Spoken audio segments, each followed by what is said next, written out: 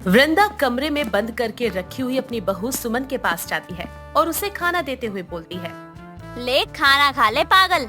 इतना कहकर वृंदा कमरे का दरवाजा फिर से बंद कर देती है। अंदर बैठी सुमन खाने की थाली में से सूखी रोटी उठाकर उसे अलट पलट कर देखती है और खुद से बोलती है, मैं पागल नहीं हूँ, मैं तो बिल्कुल ठीक हूँ। सब लोग मुझे पागल बोलते हैं, पर मैं तो चल सकती हूँ, घूम सकती हूँ, मैं तो बाहर भी जा सकती हूँ। खोलो दरवाजा, जाने दो मुझे।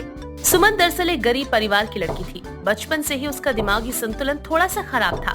जैसे तैसे करके उसके पिता ने उसकी शादी अपने ही जैसे गरीब परिवार में रहने वाले वृंदा के बेटे मधुर से कर दी थी। दिमाग के संतुलन ठीक न होने की वजह से सुमन आए दिन कोई न कोई गलती किया करती, जिस वजह से वृंदा और मधुर दोनों ही उसे खूब मारा पीटा करते, जिस वजह से सुमन का मानसिक संतुलन और भी ज्यादा खराब हो चुका था। वृंदा उसे हमेशा ही कमरे में बंद करके रखा करती। ऐसे ही एक दिन वृंदा मधुर से बोलती है, न जाने कौन से बुरे दिन थे वो, जब ये गरीब पागल बहू हमारे घर में आ गई। वैसे ही गरीबी जान लेने में तुली हुई है, ऊपर से इस पागल का भी ध्यान रखो। सही कह रही हो माँ आप, मैं तो बहुत दुखी हो चुका हूँ। अरे पत्नी होने के बाद भी पत्नी वाला कोई सुख मुझे मिलता ही नहीं। मुझे तो पत्नी होते हुए भी ऐसा फील होता है जैसे मैं कुंवारा हूँ। क्या करे बेटा, अब कोई दूसरी लड़की मेरी नजर में हुई और तुझसे शादी करने के लिए मानी तो मैं तो तेरी शादी पक्का करवा दूंगी और इस पागल से पीछा भी छुड़ा दूंगी। पर तब तक तू खुद पर काबू रख, शांत रह बेटा, तेरे जीवन में भी सुख आ जाएगा। ऐसे ही मधुर और वृंदा काफी ज्यादा बातें करते हैं और एक दिन जब वृंदा घर पर नहीं होती तभी सुमन कमरे का दरवाजा जोर जोर से पीटते हुए बोलती है, मुझे बाहर आने दो, बाहर आने दो, मुझे जाना है, मुझे मेरे दोस्तों के साथ खेलना है, जाने दो ना, प्लीज दरवाजा खोलो। सुमन के लगातार बोलने से मधुर इरिटेट हो जाता है, जिसके बाद वो कमरे का दरवाजा खोलता है और सुमन पर भड़कते हुए बोलता है, अरे क्यों परेशान कर रखा है तुमने मुझे। एक तो पहले ही तुम्हारे इस पागलपन के कारण मेरा अच्छा खासा जीवन नरक बन चुका है। अब तुम चिल्ला चिल्ला के मेरे सर में दर्द कर रही हो। चुपचाप से बैठो वरना एक थप्पड़ लगाऊंगा खींचकर। मैंने क्या किया है? मुझे क्यों मारोगे? मैं तो तुम्हारी पत्नी हूँ ना, तुम मेरे पति हो, हमारी शादी हुई थी। मैं नहीं, तुम पागल हो तुम। देखा, मुझे तो सब याद है, मुझे घुमाने ले चलो ना, कपड़े दिला दो नए नए। देखो मेरे कपड़े कितने पुराने हो गए हैं। मैं पागल नहीं हूँ, अच्छी हूँ, पागल तुम हो तुम। सुमन की बातें सुनकर मधुर उसे सिर से लेकर पांव तक देखता है। फटे पुराने कपड़ों में से सुमन का हल्का फुल्का बदन चमक रहा होता है, जिसे देखकर मधुर का मन मचल जाता है और वो मन ही मन सोचता है, पागल है तो क्या हुआ, बीवी तो है मेरी, इस पे पूरा हक है मेरा। इस पागल को प्यार से जो कहूंगा ये मान जाएगी। इसके पागलपन का थोड़ा फायदा उठा भी लूंगा तो क्या पता चलेगा माँ को। आज तो बहुत अच्छा मौका है क्योंकि माँ भी घर पर नहीं है, फायदा तो उठा ही लेता हूँ। इतना कहकर मधुर सुमन के करीब जाता है और प्यार से उसे सहलाते हुए बोलता है, सुमन, मैं तुम्हारा पति हूँ ना, तो मैं तुम्हें जो कहूँगा तुम मानोगी ना? हाँ मानूंगी। पक्का मेरी बात मानोगी ना? किसी को कुछ बताना मत। मैं जो कहूँगा या जो करूँगा किसी को मत बताना। उसके बदले मैं तुम्हें बहुत सारी चॉकलेट, आइसक्रीम और टॉफियाँ ला कर दूंगा। सच में? मजा आएगा, मजा आएगा। नहीं बोलूंगी किसी को, कुछ नहीं बोलूंगी मैं। सुमन की बात सुनकर मधुर खुश हो जाता है, जिसके बाद वो कमरे का दरवाजा बंद करता है और पागल सुमन की मासूमियत का भरपूर फायदा उठाता है। वक्त गुजरता चला जाता है। अब जब कभी वृंदा घर पर नहीं होती, मधुर सुमन के करीब जाया करता और बदले में उसे टॉफी और आइसक्रीम देकर उसका मुंह बंद करवा दिया करता। ऐसे ही वक्त गुजरता है और सुमन की तबीयत खराब हो जाती है। एक शाम उसे उल्टी आने लगती है। ये देखकर वृंदा बोलती है, इस पागल को क्या हो गया? मधुर बेटा, इसे जल्दी से अस्पताल ले जाना ही होगा, इससे पहले कि इसे कुछ हो जाए, ये मर जाए और सारा इल्जाम हमारे सर पर आ जाए। हमें इसे डॉक्टर को दिखाना होगा। ठीक है माँ, जैसा आप कहो। मधुर जल्दी से ई रिक्शा लेकर घर पर आता है और वृंदा और मधुर सुमन को रिक्शा में बैठाकर पास के एक सरकारी अस्पताल में ले जाते हैं, जहाँ एक लेडी डॉक्टर सुमन का चेकअप करती है और बाहर आकर बोलती है, जी आपको बहुत बहुत मुबारक हो, आपकी बहू माँ बनने वाली है। क्या माँ बनने वाली है? अरे डॉक्टर साहब, आपको कोई गलतफहमी हो रही है, जरा अच्छे से चेकअप कीजिए उसका। जी अच्छे से चेकअप किया है, इसीलिए बता रही हूँ कि आपकी बहू माँ बनने वाली है। इसी वजह से वो बार बार उल्टियाँ कर रही थी। मैंने उसे कुछ दवाइयाँ लिखी है, आप उन्हें टाइम से दे दीजिएगा। डॉक्टर की बात सुनकर वृंदा के तो तोते ही उड़ गए थे। वो सुमन को लेकर मधुर के साथ घर आ जाती है और मधुर की ओर देखते हुए बोलती है, मधुर सच बता, क्या इसके पेट में पल रहे बच्चे का बाप तू है? तूने मेरी गैर मौजूदगी में इस पागल के साथ कुछ किया है? सच सच बोल दे, मुझे पहले ही बहुत गुस्सा आ रहा है। नहीं नहीं नहीं माँ, मैं क्यों जाऊंगा उसके पास? वो तो पागल है ना, और मैं उस पागल से वैसे दूर रहता हूँ। मैं नहीं जाता उसके पास। मुझे तो वैसे ही उसको देख के बहुत डर लगता है कि कहीं वो अपने पागलपन में मेरा सर ना फोड़ दे, इसलिए मैं जाता ही नहीं उसके पास। और मुझे नहीं पता ये बच्चा किसका है। अरे तो फिर हमारे पीछे से कौन हमारे घर में आ गया और उसे ये पागल ही पसंद आई थी क्या? न जाने किसका पाप पल रहा है इसके पेट में। पहले ही इसकी पागलपंती की वजह से हमारी इतनी बेइज्जती हो चुकी है। सब लोग जानते हैं कि ये बस मेरी नाम की ही बहू है और तेरी नाम की पत्नी। ना जाने लोग हमारे बारे में कैसी कैसी बातें करेंगे बेटा, पर सबसे पहले पता लगाना होगा कि आखिर इसके पेट में पल रहे बच्चे का बाप कौन है। कोई आया था क्या हमारे घर में, या फिर ये कहीं गई थी? इतना कहकर वृंदा सुमन के पास जाती है, उसे जोरदार थप्पड़ मारती है और बोलती है, क्यों रे पागल, बात करने का तरीका नहीं है क्या तुझे? लेकिन अय्याशी करना तुझे बहुत अच्छे से आता है। बता, किसके बच्चे की माँ बनने वाली है तू?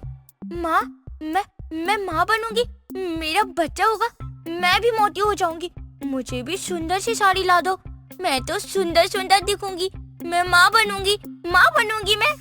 सुमन की हरकतें देखकर वृंदा का गुस्सा और भी ज्यादा बढ़ जाता है और वो वहाँ से चली जाती है।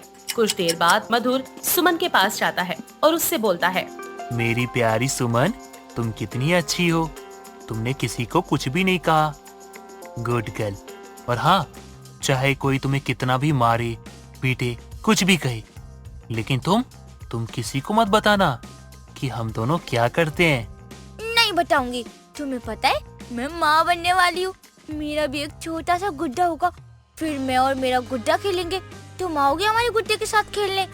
हाँ हाँ जरूर, लेकिन तुम मेरी कही बात याद रखना, ठीक है? इतना कहकर मधुर चला जाता है। वृंदा को कुछ पता नहीं चलता कि आखिर सुमन किस तरह से प्रेग्नेंट हो गई। एक बार वृंदा सुमन के कमरे में जाती है और इधर उधर देखने लगती है। तभी उसे मधुर की शर्ट के रखे हुए कुछ टूटे हुए बटन मिलते हैं, जिन्हें देखकर वृंदा सुमन के पास जाती है और बोलती है, ए पागल, ये बटन तेरे कमरे में क्या कर रहे हैं? कहाँ से आई ये तो मेरे पति का है और मैं उनकी पत्नी हूँ, आप मुझे ये वापस दे दो। पति पत्नी, क्या बकवास कर रही है तू? सच सच बता, ये बटन तेरे पास कहाँ से आया? मेरा पति रोज यहाँ आता है और मुझे मिलता भी है। एक बार बताऊं, किसी को बताओगी तो नहीं ना? नहीं तो मेरा पति मुझे चॉकलेट और आइसक्रीम नहीं ला कर देगा। हाँ बोलो, क्या बात है? सुमन वृंदा को सब कुछ सच सच बता देती है कि किस तरह मधुर उसके पास आता है। सारी बातें सुनने के बाद वृंदा को पता चल जाता है कि उसकी बहू के पेट में पल रहा बच्चा किसी और का नहीं बल्कि उसके बेटे मधुर का ही है। शाम को मधुर घर पर आता है, तभी वृंदा बोलती है, मधुर बेटा, इतना जांच पड़ताल करने के बाद भी पता नहीं चला कि आखिर इस पागल के पेट में पल रहे बच्चे का बाप कौन है। मैं तो कहती हूँ कि आज रात हम इस पागल को जहर देकर मार ही देते हैं। ना रहेगा बच्चा और ना रहेगी ये पागल और ना ही होगी बदनामी। जैसा आपको ठीक लगे माँ, आप वैसा करो। मधुर की बात सुनकर वृंदा उसे जोरदार थप्पड़ मारती है और बोलती है, शर्म नहीं आती मेरी हाँ में हाँ मिलाते हुए? वो तो पागल है, लेकिन तू तो समझदार था ना। बता, तूने उसके साथ ऐसा क्यों किया? और किया तो किया, उसके बाद तूने अपने सच को माना भी नहीं कि तू ही सुमन के बच्चे का पिता है। मैं आज तक उस पर इतना अत्याचार करती रही। वो तो पागल है, मुझे अपनी बहू के रूप में पसंद नहीं है, लेकिन इसका मतलब ये नहीं कि मैं उसकी इज्जत का ख्याल नहीं करती हूँ। तूने जो कुछ भी किया है वो तूने बहुत ही गलत किया है। अब तुझे सुमन का और उसके पेट में पल रहे बच्चे का पूरा पूरा ख्याल रखना होगा, नहीं तो मुझसे बुरा कोई नहीं होगा। अपना सच सामने आने के बाद मधुर कुछ नहीं बोल पाता और उसे अपनी माँ का कहना मानना ही पड़ता है और 9 महीने मधुर अच्छे से सुमन का ख्याल रखता है। 9 महीने पूरे होने के बाद सुमन एक प्यारे से बच्चे को जन्म देती है। पर इन महीनों में मिले प्यार और देखभाल से सुमन का मानसिक संतुलन काफी हद तक सही भी हो जाता है और मधुर को भी अब दिल से सुमन से प्यार हो जाता है और सब मिलकर खुशी खुशी परिवार की तरह रहने लगते हैं। जीत बहुत गरीब था। वो मजदूरी करके अपना और अपनी पत्नी लीला का पेट भरता था। जीत अपने दादाजी के चेतक स्कूटर से बहुत प्यार करता था, इसीलिए उसने अपने दादाजी के जमाने के चेतक स्कूटर को आज तक संभाल कर रखा था। ऐसे ही एक दिन सुबह के समय वो अपने चेतक स्कूटर की धुलाई कर रहा था कि तभी उसकी पत्नी लीला पड़ोस के घर से गुस्से में बड़बड़ाती हुई अपने घर की तरफ आती है और जीत उसे रोकते हुए कहता है, तुम दिन पर दिन पागल तो नहीं होती जा रही हो ना? क्या अपने आप से ही बड़बड़ाती हुई चली आ रही हो?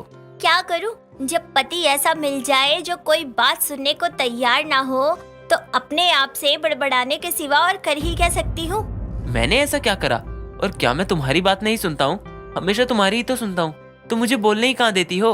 देखो, सुबह सुबह मजाक मत करो। मुझे बहुत गुस्सा आ रहा है। मैं मजाक के मूड में जरा भी नहीं हूँ। अरे तुम तो सच में बहुत गुस्सा हो। अच्छा अब ये बता दो कि तुम्हें इतना गुस्सा क्यों आ रहा है? गुस्सा ना करो तो क्या करूं? आपको पता भी है, शर्मा जी के घर से आ रही हूँ। उन्होंने अपना पुराना चेतक स्कूटर बेचकर नया स्कूटर ले लिया है। मेरी तो उस पर से नजर ही नहीं हटी। मन तो कर रहा था वो स्कूटर चलाकर अपने घर ले आओ। लीला, सपने उतने ही बड़े देखो जो पूरे हो जाएं। हम लोग बहुत गरीब इंसान हैं। हम लोगों की बराबरी शर्मा जी से मत करो। कहाँ वो बैंक में काम करने वाले इंसान और कहाँ मैं एक मजदूरी करके अपना घर चलाने वाला इंसान। बहुत फर्क है उनमें और हम में। मतलब क्या हम हमेशा गरीब ही रहेंगे? हमारा जीवन सदा ही ऐसे बीत जाएगा? मेरा चेतक स्कूटर का सपना सपना ही रह जाएगा? मैंने ऐसा कब बोला कि हमारा समय नहीं बदलेगा या ऐसा ही रहेगा? लेकिन मुझे बस अभी के लिए समय चाहिए। अभी मेरे पास इतने पैसे नहीं हैं। आप एक काम क्यों नहीं करते हैं कि दादाजी का चेतक स्कूटर बेच क्यों नहीं देते हैं?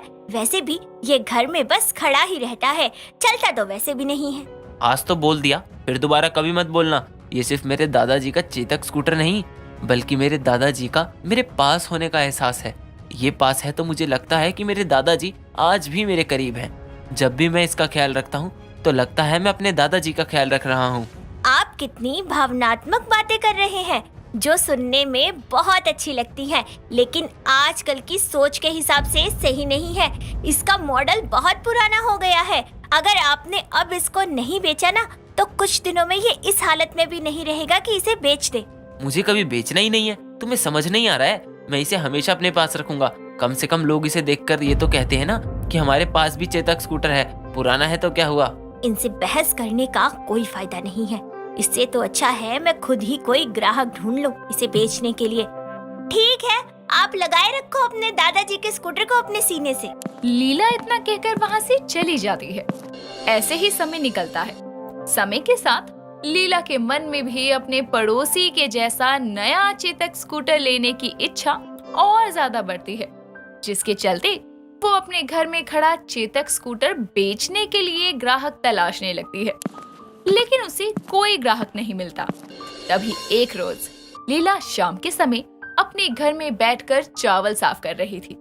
तभी उसकी पड़ोसन कनिका उसके घर आती है और उसे साफ चावल जमीन पर और गंदे चावल डब्बे में डालते हुए देखकर हंसते हुए कहती है, लीला, तेरी लीला तो सच में अपरंपार है।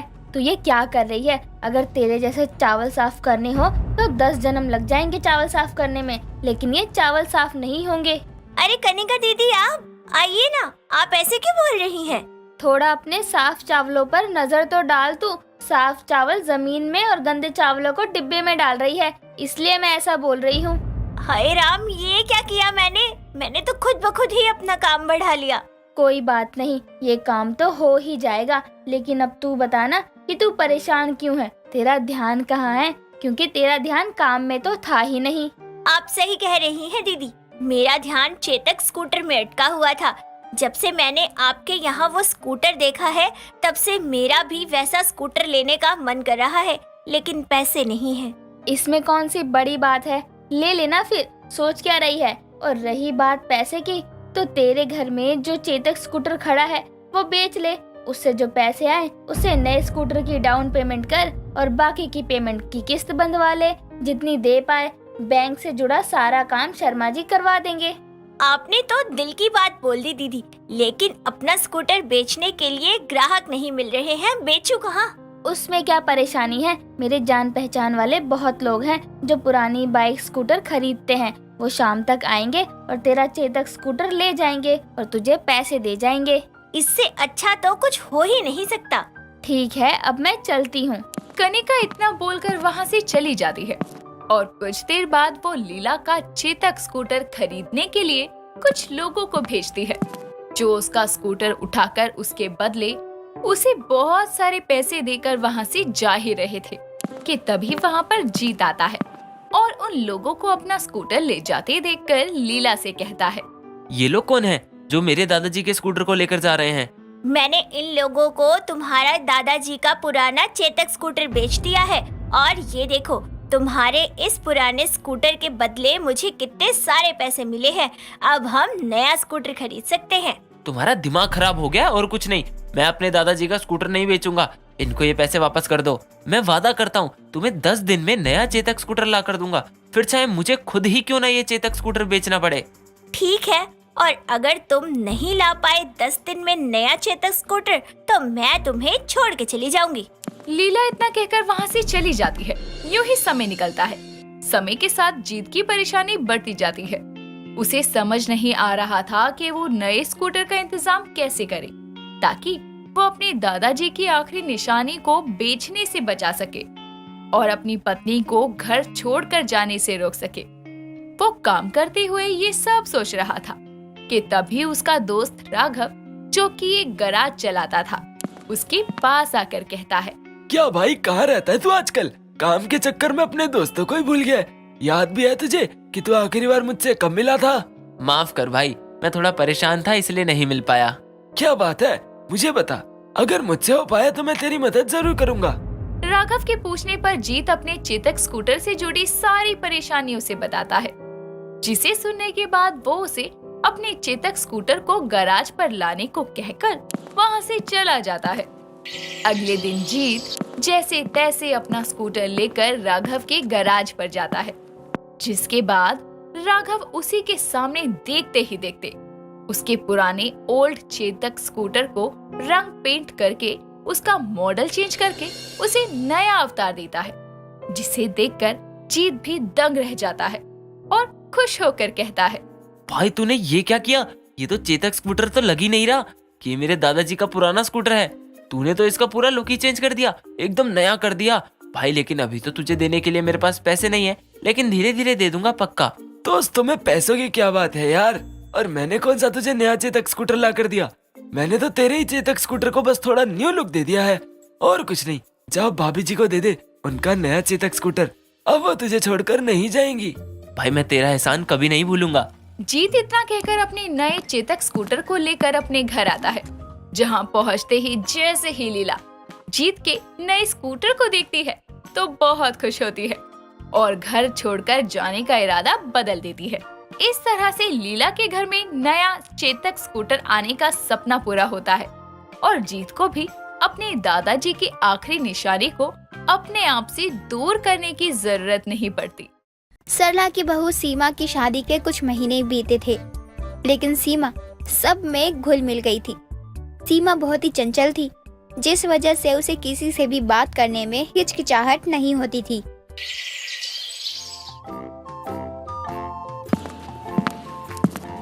अरे सरला, तू यहाँ बैठी टीवी देख रही है? मैं तुझे कब से आवाज लगा रही हूँ। लेकिन क्या बात हो गई?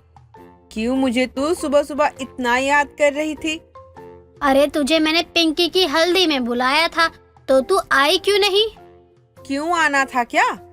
लेकिन हल्दी इतनी सुबह कौन करवाता है? 1 बजे के बाद रखवाती तो सब आते। तुझे तो एक चाय का भी पैसा बचाना है। चल आती हूँ। जल्दी आ, मैं यहाँ तेरा वेट कर रही हूँ। पड़ोसन होकर जेठानी जैसा व्यवहार कर रही है। अरे तू चल, मैं आती हूँ। बहू, अरे ओ बहू, घर के काम कर ले, तब तक मैं विमला की बेटी के हल्दी से आती हूँ। ये विमला भी चैन नहीं छोड़ती। अब सरला भी विमला के घर इतना कहकर चली जाती है। इधर सीमा किचन में बर्तन धोते हुए खुद से बोलती है। जब से यहाँ आई हूँ बस किसी न किसी की शादी होती रहती है, कभी इसकी शादी कभी उसकी शादी। ऐसा लगता है जन्मों जन्म के कवारे लोग यहीं बसे हुए हैं। और माँ जी भी हर बार शादी में जाने से पहले मुझसे ये जरूर पूछती है, बहू शादी में चलेगी क्या? और पूछ कर कहती है, ये कर लियो मेरे आने तक, वो भी हो जाना चाहिए। अरे जब लेकर जाना ही नहीं है तो पूछती ही क्यों है? अब सरला देर शाम घर आती है और आते ही अपनी बहू को आवाज लगाने लगती है। जी माँ जी, अभी लेकर आती हूँ आपके लिए गर्मा गर्म चाय। हाँ बहू, ले आ चाय। वैसे परसों विमला की बेटी की शादी है, जाएगी? देख, मैं तुझसे हर बार पूछती हूँ बहू, शादी में चलेगी क्या, लेकिन तू है कि हर बार मना कर देती है। आज भी एक शादी में जाना है हमें, इसीलिए तुझसे मैं पूछ रही हूँ। नहीं माँ जी, आप और वो चले जाइए, मुझे बिल्कुल भी मन नहीं है शादी में जाने का। घर का काम करके मैं थक जाती हूँ। वैसे भी आप शादी में जाने से पहले मुझे इतना काम तो देकर जाती हैं कि मेरा मन भी अगर शादी में जाने का करता है तो भी नहीं जा पाती। अरे बहू, तू मुझ पर ये इल्जाम लगा रही है क्या कि मैं तुझसे बस तसल्ली के लिए शादी में जाने के लिए पूछती हूँ और उसके बाद तुझे घर के कामों में लगा देती हूँ? नहीं माँ जी, मैं तो बस बता रही हूँ, इस कारण मैं शादी में नहीं जा पाती हूँ, और कोई बात नहीं। ठीक है, आज चल लियो शादी में। आज तो तेरा घर का काम भी हो चुका है। ठीक है माँ जी, देखती हूँ। अभी आपकी चाय, और कुछ लाऊं क्या इसके साथ? नहीं नहीं, बस चाय रहने दे। चाय पीकर थोड़ा आराम कर लूं, फिर शादी के लिए तैयार भी होना है। अब शादी में नहीं गई तो कहेंगे हम तो गए थे सरला के बेटे की शादी में, लेकिन सरला नहीं आई। अब ये सब अच्छा थोड़े लगता है। कुछ देर आराम करने के बाद सरला पास की शादी में जाने के लिए तैयार हो रही होती है। तभी सीमा अपनी सास को कहने लगती है, माँ जी, मैं भी चल रही हूँ आप लोगों के साथ शादी में। मैंने सब काम कर लिया। बहू, तू जा रही है तो घर पर भी तो कोई रुकना चाहिए ना। लेकिन माँ जी, आपने ही तो कहा अगर तेरा मन कर रहा है जाने का तो साथ चल ले, पर अगर घर पर किसी का रहना जरूरी है तो मैं रह लेती हूँ। हाँ बहू, बिल्कुल जरूरी है घर पर किसी एक का रहना, और तूने ये अच्छा किया जो घर पर रुक रही है। अब सरला अपने बेटे रवि के साथ पास की शादी में चली जाती है और इधर सीमा ये सब देखकर गुस्से में खुद से बोलती है, बहू शादी में चलेगी क्या? अरे बल्कि माँ जी को तो ये कहना चाहिए, बहू शादी में जाकर करेगी ही क्या? पहले खुद ही पूछती है, उसके बाद तू जाएगी या नहीं, ये काम कर ले फिर चलेंगे, और तू चली गई तो घर में चोरी हो जाएगी। अरे जैसे मैं तो इस घर की बहू नहीं चौकीदार हूँ। अब अगर माँ जी ने मुझसे पूछा ना कि बहू शादी में चल रही है क्या, तो इस बार ऐसा कुछ करूँगी कि माँ जी दोबारा कभी पूछ ही नहीं पाएगी। अब देर रात सरला घर आती है और अगली सुबह उठते ही विमला की बेटी की शादी की तैयारियों में लग जाती है। बहू, आज बहुत काम है, समय पर काम खत्म करके तू भी विमला के घर आ जाइयो। नहीं माँ जी, मैं क्या करूँगी आके, मुझे घर पर वैसे भी बहुत काम है। देख बहू, आज कोई बहाना नहीं बनाना, वरना विमला घर से खींचकर हमें शादी में ले जाएगी। इसीलिए कह रही हूँ, अभी बेशक मत जा, लेकिन रात की शादी में सब होंगे, तुझे भी सब ढूंढेंगे। माँ जी, मुझे कहीं नहीं जाना, मेरा मन नहीं है, आप अभी जाइए, विमला काकी आपको बुलाने आई थी। ऐसे ही अब देर शाम सरला विमला के घर से आती है और अपनी बहू को कहती है, बहू, घर का काम तो हो गया ना? चल, अच्छा है, शाम में तुझे कोई काम नहीं रहेगा। तो अब मैं तुझसे आखिरी बार पूछ रही हूँ, बहू, शादी में चलना है ना? हाँ बोलकर आज माँ जी को सबक सिखा ही दूं। बस अपनी तसल्ली के लिए मुझसे शादियों में जाने के लिए कहती है, बहू चलना है क्या? और जब मैं जाने के लिए तैयार होती हूँ तो इनका मुझे ले जाने का मन ही नहीं करता। लेकिन बस बहुत करवा ली माँ जी से अपनी बेइज्जती, अब वो नहीं। बहू, मैं तुझसे पूछ रही हूँ, क्या शादी में चलना है तुझे? हाँ माँ जी, चलना तो है, लेकिन सोच रही हूँ कौन सी साड़ी पहनूं। लेकिन 100% पक्का है, शादी में तो मैं आ रही हूँ। वैसे भी 201 रुपए के शगुन में 3 लोग भी खाना नहीं खाएंगे, ये तो नाइंसाफी होगी। अब देर शाम सरला, उसका बेटा रवि और बहू विमला की बेटी की शादी में जाने के लिए तैयार हो जाते हैं। तभी सरला सीमा से कहती है, बहू तू सच में चल रही है क्या शादी में? हाँ माँ जी, मुझे तो जाना ही पड़ेगा। 2000 का मेकअप जो करवाया है। कितने का बहू? तू दुल्हन नहीं है, दुल्हन विमला की बेटी है, तो क्या जरूरत थी 2000 का मेकअप करवाने की? माँ जी जरूरी तो था। वो क्या है ना, मैं सब शादी पार्टी में जा तो पाती नहीं हूँ, तो अपनी विमला काकी के यहाँ जाने के लिए इतना तो करना ही था। लगता है मैंने तुझसे शादी में जाने के लिए पूछकर ही गलती कर दी। हाँ माँ जी, मैं और ये जा रहे हैं, आप पीछे से आना। और सुनो माँ जी, शगुन के लिफाफे में 200 रुपए मैंने निकाल लिए थे, तो आप खाली लिफाफा लेकर मत आ जाना। क्या तूने शगुन के लिफाफे का पैसा भी निकाल लिया? सत्यानाश! इससे तो मैंने सच में शादी में जाने का पूछकर गलती ही कर दी। अब सरला हैरान और परेशान अपनी पड़ोसन विमला की बेटी की शादी में पहुंचती है, जहां वो अपनी बहू को देख देख कर किलस रही होती है, क्योंकि एक नॉर्मल सी शादी में जाने के लिए उसकी बहू ने शगुन के 200 रुपए लेकर 2000 का मेकअप करवाया। लग तो ये प्यारी लग रही है, लेकिन इस विमला की भगोड़ी बेटी की शादी में सजने के लिए इतने पैसे फूकने की क्या जरूरत थी इसे? अरे सरला, तू यहाँ क्यों खड़ी है? चल, बारात आ गई, बारातियों का स्वागत करते हैं। नहीं नहीं, मुझे कहीं नहीं जाना, तू जा अपने दामाद का स्वागत कर, तब तक मैं खा पी लूं। अरे चल ना, क्या तू भी अपनी बहू पर नजर रख रही है? वो कहाँ ही भागी जाएगी, वैसे भी उसके साथ तेरा बेटा भी तो है। अब इधर सरला बारातियों के स्वागत के लिए जाती है, वहीं दूसरी तरफ सरला की बहू सीमा स्टेज पर नाचने लगती है, और वो भी नागिन धुन पर। वो उस धुन पर इतना नाचने लगती है कि लोग बाराती और लड़के का स्वागत छोड़कर सीमा का डांस देखने पहुंच जाते हैं। अरे विमला, ये लोग कहाँ जा रहे हैं? वहीं जा रहे हैं जहाँ तेरी बहू नाच नाच कर पागल हो रही है। क्या मतलब मेरी बहू नाच रही है? मेरी बहू सच में नाच रही है?